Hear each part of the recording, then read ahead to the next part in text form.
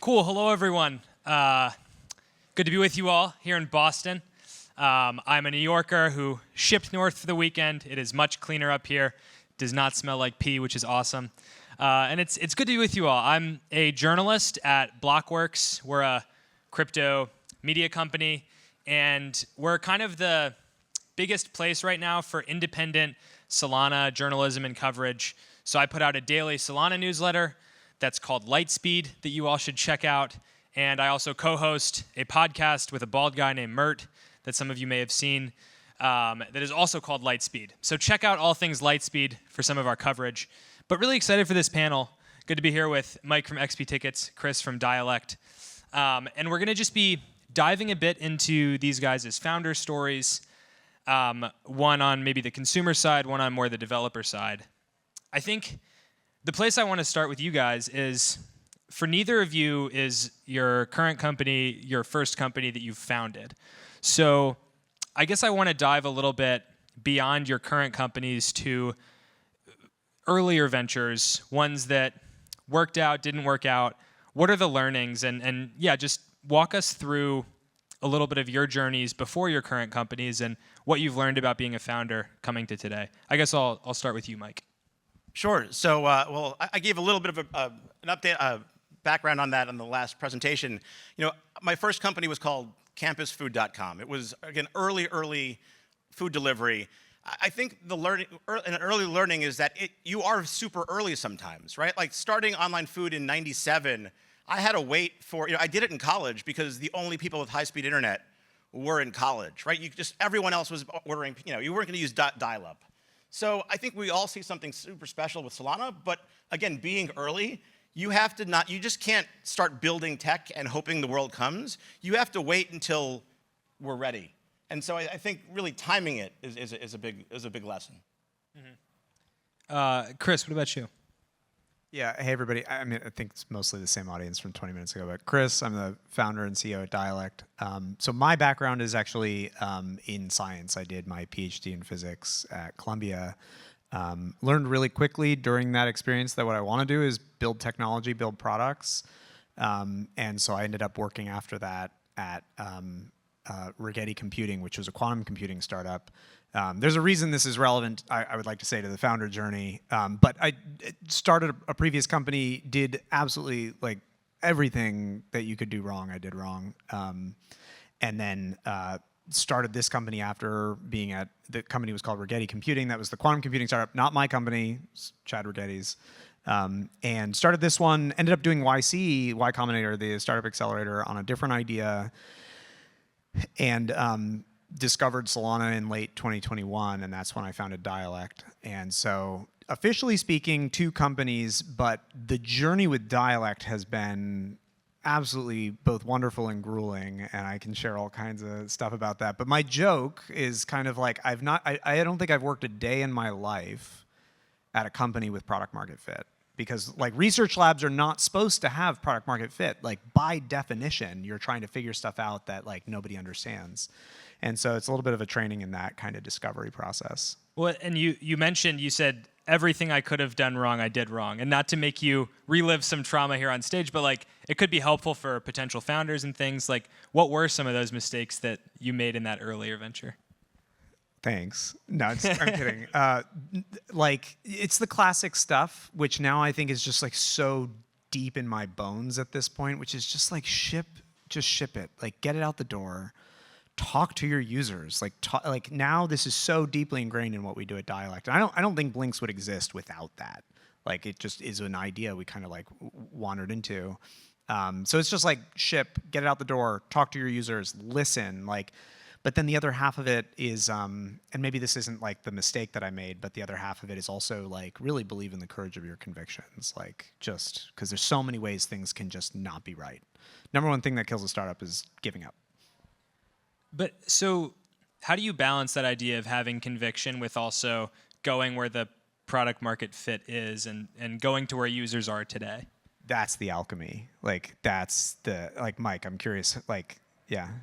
No, I mean, a lot of it is that conviction. You'll only hear about the winners, right? Like the other 100 people that didn't make it had conviction as well. and for whatever reason, you didn't have that product market fit.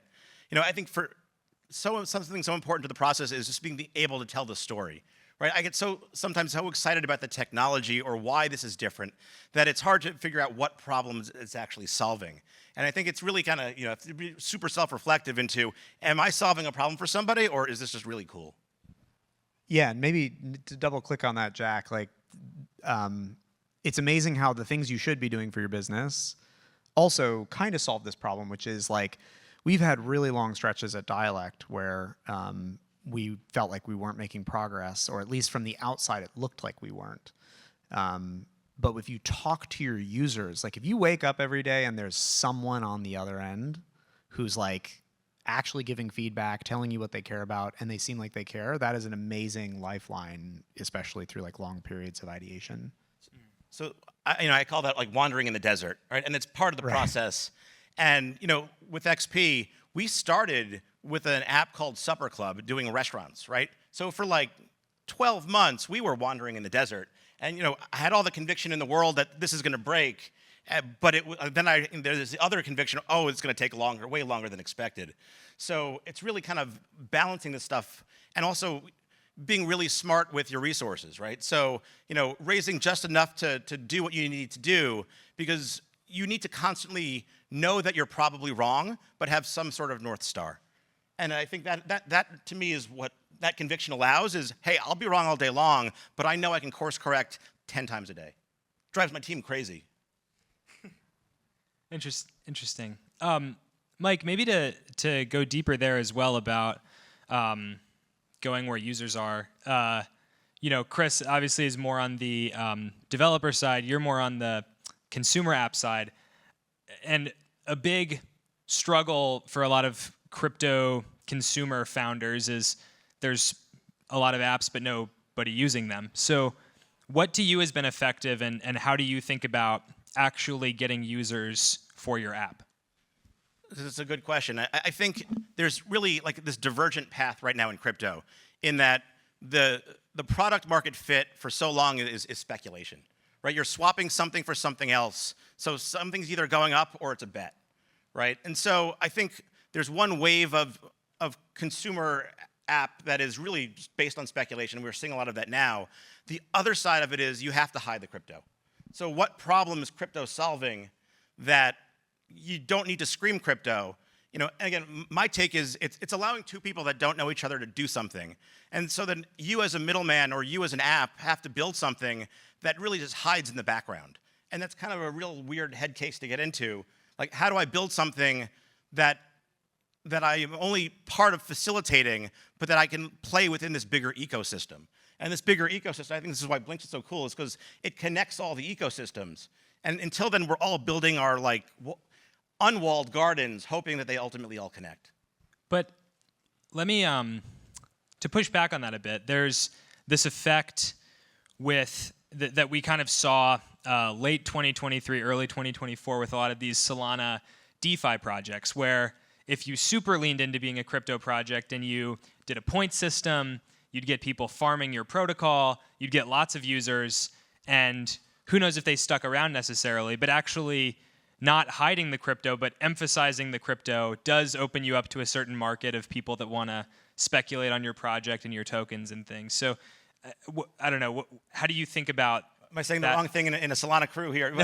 No. Well, I'm curious because, XP Tickets is not a DeFi protocol, so, it's a little different, but I think going the other way and not hiding the crypto also opens you up to a certain market segment. Specifically with XP, we could have leaned really heavy into speculation and just, hey, buy and sell tickets, right? Hey, Taylor Swift, I can arb this, right? I think that is a definite pathway, but I think your audience is so small. For every one sneakerhead turned ticket broker, there's 1,000 true fans that just hate the existing system. And I think ultimately all these things do come together. I think we've gone pretty far with the speculator crowd, right? And I think we need to extend it even further. And we have to be solving other problems outside of this crew. And I think they're both good. I think it's just how big do you want to make it, and how do you ultimately get out of the desert? I think both of these are kind of true at the same time, because I think they're really good points. And Jack, I very strongly agree that, and Mike, I think both of these are true. So I also think it's true that if you're in kind of experimental, social fi, all that stuff, I expect we're not there yet, but breakout consumer success in crypto is going to be not because it's sort of made to feel more normal, like social, but because it's weird. I think that's a real thing, but crypto is infrastructure. It's not consumer. And so it should be put to use to solve real problems. And so I really think it's a bimodal thing of the other half of it is just, it solves a problem that's just no one needs to care in this case, like you're talking about, that is crypto. And so I think both of these are legitimately true. I will say the point systems are not, maybe it's too spicy a take, but a lot of that was not authentic. So the underlying truth that I feel here is corollary of talk to your users is you can't talk to 1 million users at once. You talk to users more or less one at a time. And so we talk about mainstream adoption. I actually hate the phrase mass adoption. It just sounds heavy, and I think more people in crypto need to just ace a problem for a small group.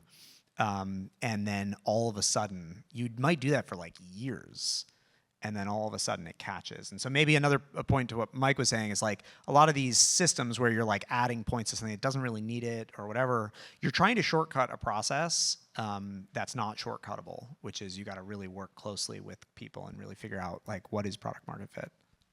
I just add to that this new world of it's a lot of coordination, right? These protocols need to coordinate everyone for common goals, right? Otherwise, that coordination is done by someone else who's going to, do the work and charge you for it, right? You need to figure out how to do that coordination, and it's not easy. And people care about different things, right? So people that care about farming points or doing this, or people that care about tickets or fans of something, you just need more people in a specific area. Kind of my original founder journey was very local, right? Grubhub, you're only as good as your delivery zone. Right? Ticketing, you're only as good as where the venue is, right? I'm not going to travel. Crypto got international, got global immediately, right? But then when you start to build smaller circles that need to overlap, to really dig in, it kind of falls apart because, unless you're in Brooklyn, right? And so, or here, right, in Cambridge. I think finding those deep pockets are part of the challenge. Thank you for the Brooklyn shout out. I feel seen. I guess while we're in this realm, I do want to talk a little bit about tokens, because being a Solana founder in 2024, a very common fundraising strategy is, investors will want maybe equity in your company, but also tokens, given how rare it is for US companies to kind of IPO in the crypto space.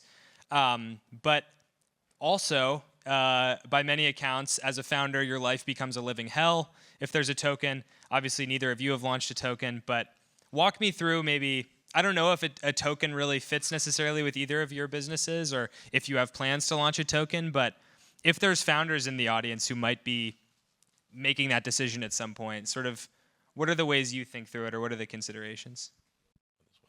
Just don't do it.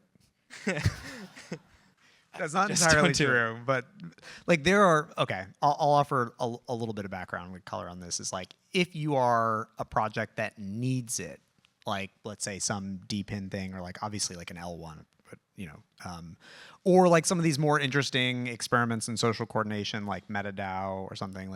If you need, if it is a core part of how your product functions, great, that's cool. Godspeed. It's hard. Everything you said is true. Even when it is really needed, it's hard. But I actually would say well over 50% of all the tokens, let's say protocol/tokens that have been launched, were not needed. They were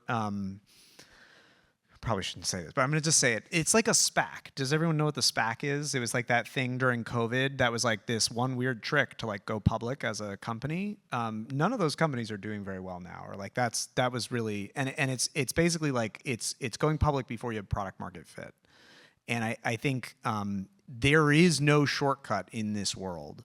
And the pain that you're talking about is the you effectively like went public and fundraised before finding product market fit, and now you have all these very, very, very angry investors who have like a lot of anyway. So my short thing here is if you can find product market fit without it, and I think most projects can, like that's what you should do. Interesting. And Mike, I'll throw you a related question, but you sort of mentioned that throughout your founder journey, you've learned like don't raise more than you need necessarily. Tokens, I think, definitely put you in that realm where you, as a founder, have access to just a ton of capital all of a sudden. So how do you think about raising and doing so sustainably as a founder? I mean, if I could, I would. I get the allure of unlimited capital. I think we all live through this zero interest rate world where people, companies that I couldn't understand how they'd raise $100 million were raising it. I think, and I was like, I don't get it. Like, why would we this? And ultimately, it didn't work. But for many of them, but they had a lot of fun along the way, being wrong, right? And so, I think there's a lot of pain that comes with not raising enough or raising just what you need. And I think that pain, it's the necessity is the mother of invention. It forces the issue. And I think you can actually move faster by having less. I really strongly second that. Like every pre-product market fit startup is default dead, like to use the Paul Graham phrase. And money isn't like if you get these like quote unquote like shortcuts. I don't want to like totally poo-poo on this like a great wholesale. Party, right? Yeah, right. But it is creativity within constraint. Like money can just as easily, like funds can just as easily like ruin the trajectory of a company as no funds. We got a little sidetracked, but Chris, closer to the top of this, I had wanted to ask you a little bit about the journey with Dialect, because it's a story you've told on my podcast and various places of building one product and then thinking a lot about Chrome extensions and then now building this other product. So you might have told the story already, but just sort of what was the point at which you said, okay, I've built this kind of alert product thing. Let's abandon this, scrap like a lot of positive progress we made, and now build a whole nother thing. What was that decision like, and how did you kind of get there? Yeah, so just one quick correction there is our alerts offering, like the notification service. So we're developer tools. We do blinks for anyone who's in the audience for my talk just a little bit ago. But our alert stack is actually alive and well today, and we power notifications for like most of Solana's biggest projects. However, we're not like crazy pushing hard on developing it right now. Turns out alerts and blinks are actually going to go really well together. And we're just like, again, to this point about stay lean, like don't over raise. We're like a team of under 10. And so just like finding the time to develop and bring these two products together, coming soon. Where I will say is we built a ton of stuff that we have moved on from. That's definitely true. We had like a consumer messaging app. We built a Telegram bot. Like we've done a ton of different things. And there's both, the metaphor I like here, again, just like metaphors abound, I think it's like a YC thing of like shots on goal. A startup is a series of shots on goal. There's two ways that you can like pivot. Number one is you're just like flailing around trying totally different things, just completely different product and verticals and all that. And there's like a world for that. Like I did that once with Dialect. Like we started the company pre-crypto. But it's the shots on that's a different goal. You're like shooting on a different goal. It's the shots on the same goal that are the most interesting kinds of pivots. So it's like, and so the reason I say this is we launched Dialect in early 2022. So we're approaching 3 years. And we launched with the announcement of a thing called the Smart Message. And so it was an alert stack. And the Smart Message was a piece of technology that we had not launched yet, but we like pre-announced it as a part of our like fundraising announcement. And when we launched the alert stack, Smart Message is a blink. It's the same exact thing. And we've been building like this quote unquote like overnight success, which I actually think blinks have a really long way to go still. It's actually just 3 years in the making. We've been building this thing for literally forever, and we've been collaborating with Solana. Like the reason we launched it in collaboration with Solana Foundation, we built it on a thing called Solana Pay. Solana Pay is also blinks. Like blinks is just a new way to go to market with the same thing. So to like sort of answer your question is this journey we've been on at Dialect, some things you scrap, some things you launch, iterate on, some things kind of hibernate, they come back, all that. Blinks has been the through line through all of it, and it's this kind of like angling to try shots on goal. And our launch in June, when without like in hindsight it kind of makes sense, but it like 100x better than any other launch we'd ever done. It's like, wait, we've been doing this thing and launching it over and over for like 3 years. So it's really like kind of a chaotic journey, and it gets to this alchemy. From your question at the beginning of like, how do you know that you're onto something when none of it's working? And these slight tweaks on the shot, and you'll have just blowout success, just like light the sky on fire kind of stuff, where you're like, wait, what? Like, this is not new. So anyway, I don't know if that answers your question at all, but we built a ton of stuff, and it's been a great journey. It does. And Mike, I want to ask you, have you taken multiple shots at the same goal with ticketing, or has it been kind of one North Star that you're building towards the whole time? So it's funny, I hear this and it really resonates. Again, we started on this crypto restaurant loyalty thing that turned into ticketing after Grizzlython with the Tampa. So I could tell you how I could be self-effacing and say, hey, we've pivoted 3 or 4 times. But in my head, there's this North Star around, kind of fuck the middleman, that everything connects back to, and this technology allows it to happen. And maybe I was too early on, and maybe we're still too early, or maybe the idea was not exactly right, and it was better to be a ticket than a loyalty platform. But I can go to sleep at night thinking it's the exact same thing, and also very, very different to the outside world. Mm-hmm. We've heard so much, like, most of our investors are really supportive, but every once in a while it's just like, what are you doing? Like, what's like, and these are your allies, And then like community is just like, are you just flailing about? Like I've heard people say, oh, Dialect pivots too much, like all this. And the reality is it's been the same thing the whole time. And this is why it's good to talk to your users, because they know what you're doing. They understand it. And like, it's just, yeah. One other thing I want to get into is Jason Yanowitz, who's kind of the founder of co-founder of Blockworks, talks about, we built Blockworks to this many employees, and then everything broke, and we had to recreate our processes. And then we built it to 40 employees, and everything broke again, and we had to rebuild. So I'm curious, you mentioned you have 8 at Dialect. I don't know how many people are at XP Tickets, but have there been moments when kind of the processes and just ways you do things as a founder broke and you had to recreate it? And what are the learnings from that? I'll give it to either.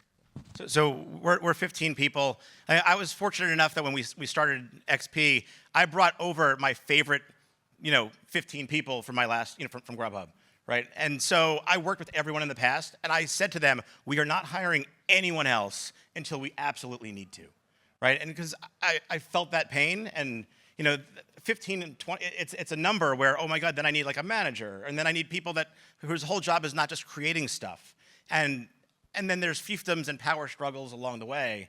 So I guess you're always rebuilding everything. So this goes back to being lean, right? Lean, it's not just on capital, it's everything you do. If you have this mentality that you don't have enough, then you somehow find a better, you don't have to rebuild over and over again. Yeah, just the leanness, creativity within constraint, like it just, so yeah, we're fortunate enough to be small that like, I don't think, and actually kind of like an interesting, I don't know that it's leading or lagging, but like an indicator for product market fit is when you as a founder are starting to like think more about the team structure. Like really, as a team really scales, founders' responsibilities, like your product becomes your company. So it's exactly what you were saying. We've been fortunate enough to stay very small, but I've had to, through just the sheer insanity of the last few months, trying to get this thing off the ground, like Blinks, thought a lot about what are the gaps in the team. And we've thankfully are like this just crazy cracked team of devs. Like I have infinite love and respect for the Dialect team. Like they're amazing. And a lot of them have been with us almost 3 years now. It's like that core team, but growing it a little bit now and thinking about this structure, I can't wait to just have to be like, like everything's broken. So something to look forward to. Yeah. And always good to have cracked devs. I guess final question for the two of you. There's, kind of a lot of founder mythology out there. There's endless ink spilled about what works and what doesn't when building a company. What's just one thing for both of you that maybe recently or just throughout your founder journey you found has consistently worked, or some good advice you could maybe impart?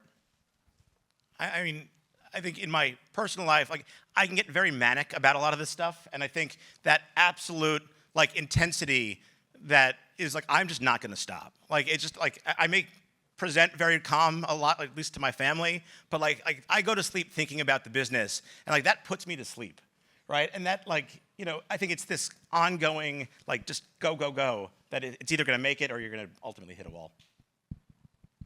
Chris? You also do seem very passionate, so it comes through. Yeah, in a good way. I think if there were one thing that I would offer to you all is like the vast majority of products die. And oftentimes the number one thing that kills them is just like founders giving up. The only thing that you're guaranteed as an early stage employee, a founder, or whatever, is that you love the work and you love the journey. Like that's the only fact in all of this, like is really just loving what you're doing. And the just sheer stick with itness of like, just don't like talk to your users and don't give up. Like pivot all you want, but yeah, just don't give up. Great. I think that's a good place to end it. But Mike and Chris, thank you so much for taking the time. It's been very informative. And yeah, please give a hand for these guys.